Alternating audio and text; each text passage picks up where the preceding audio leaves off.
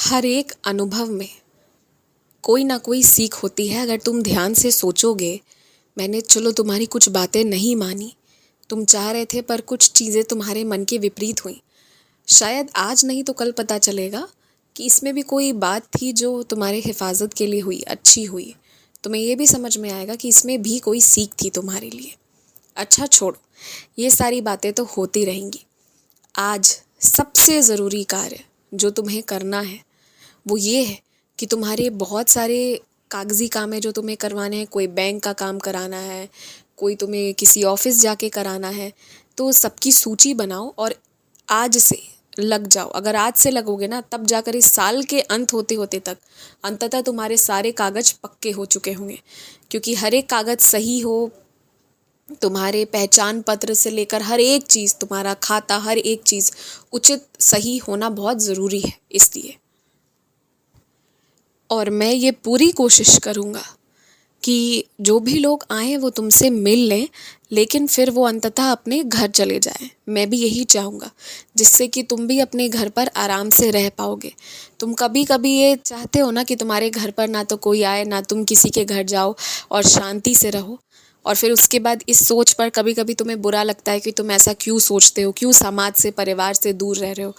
तुम्हारे जो मन में ये चलते रहता है कि तुम्हारी ये सोच उचित है या अनुचित है, तो मैं इस पे यही कहूँगा कि जब तुम पूरे हफ्ते मेहनत करते रहते हो ना, तो तुम्हारे शरीर को, तुम्हारे मन को आराम चाहिए रहता है। इस वजह से तुम्हारा सोच अनुचित नहीं है, तुम्हारा सोच उचित है। गलत नहीं हो तुम कि कभी कभी घर में एकांत हो, शांति हो। बस ये है ना कि तुम्हारी बातें सबको पसंद नहीं आएंगी, क्योंकि कोई तुम्हारे लिए महज एक रिश्तेदार है और तुम्हारे घर पे किसी और के लिए वो उसके दिल का एक टुकड़ा है। बात यहाँ ना ऐसी हो जाती है, रिश्ते रिश्ते की बात है। कोई तुम्हारा प्रिय से प्रियतम होगा और कोई किसी के लिए बस एक जानने पहचानने वाला होगा। इस अंतर के वजह से कई बार तुम्हारे विचार के प्रति विरोध किया जाता है। नहीं तो तुम्हारी सोच कहीं से गलत नहीं है, इस चीज़ के लिए तुम चिंता मत करना। अगर तुम चाहते हो कि तुम्हारे शरीर में कोई बीमारी नहीं रहे, तो अपने मन में कचड़े को जगह मत देना।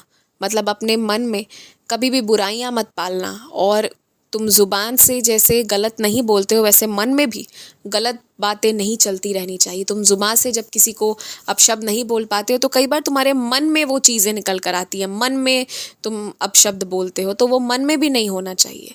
मन में भी उस तरह से नहीं होना चाहिए। मन भी उतना ही शांत होना चाहिए।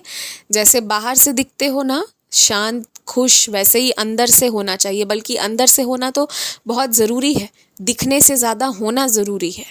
और जब ऐसा रहेगा तब तुम्हारे पास कोई बीमारी नहीं रहेगी।